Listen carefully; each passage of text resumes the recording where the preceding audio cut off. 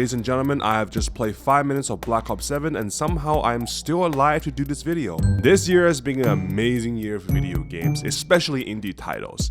But you would be a fool to think that any of these pieces of shit could have escaped my eye of sorrow-like gaze. So with that being said, ladies and gentlemen, please allow me to present to you a piece of shit's worst fucking games of 2025. Number 6. At number 6, we have Valorant. This game sucks big dick. Number 5. When I reviewed FBC Firebreak this year, I called it the most disappointing game of the year, praising the atmosphere and vibes but basically shitting on everything else. I have come to the conclusion that the past me was a fucking dum-dum and should be forced to play 2 whole matches of Valorant as punishment for his ignorance. Besides the atmosphere, which is just from control, this game sucks at almost everything else. In other games, you're slaughtering through the thousands of aliens for the glory of mankind, beating the shit out of a gang of Yakuza with a diaper baby fetish, or fighting against primordial beings to hold back darkness itself.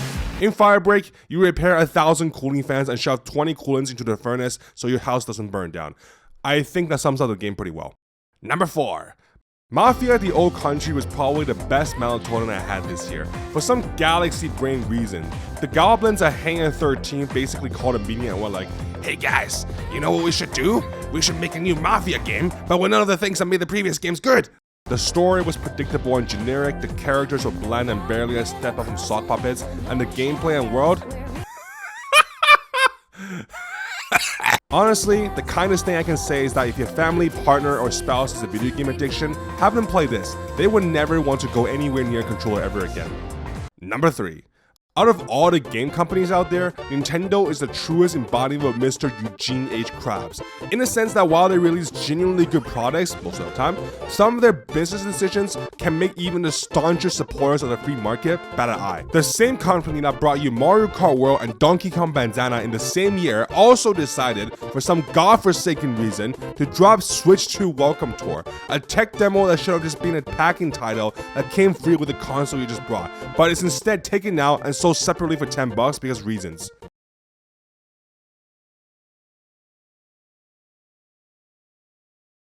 Number 2.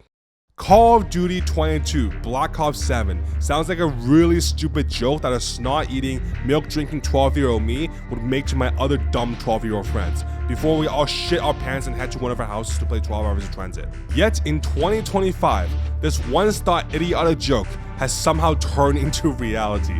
I don't even know where to begin with this one. Remember the multiplayer that was stupid back in 2008 because it literally just makes the winning team win more while the losing team are just told to go suck a bag of dicks?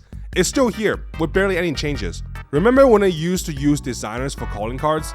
Well, some of them are now generated by AI. Like, what the fuck, you guys? Didn't you guys make like $1 bajillion last year or something and you can't afford to hire like 2 or 3 more art designers? Activision is really out there like, no, I already spent $3 to make this game and you want me to spend an extra 10 cents for some calling cards? Eat my ass.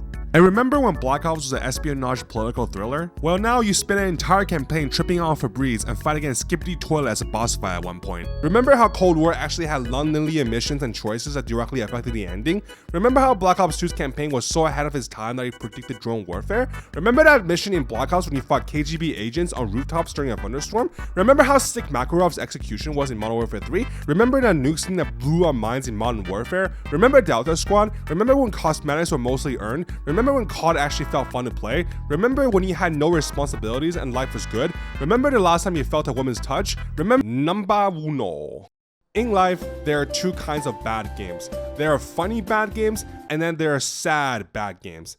Mind's eye, thank the eye, it's a funny bad game.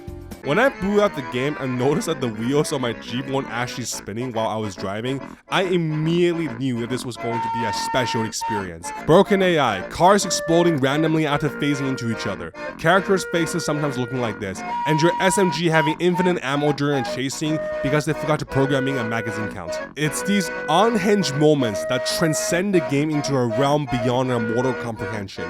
Despite having shooting mechanics straight out of the early 2000s, padded up the ass with 10-minute plus driving and drone trailing sections, this game somehow still managed to entertain you because of how creatively terrible it is. It is such a shit experience that even those scripted fake gameplay demo trailers couldn't make it look fun.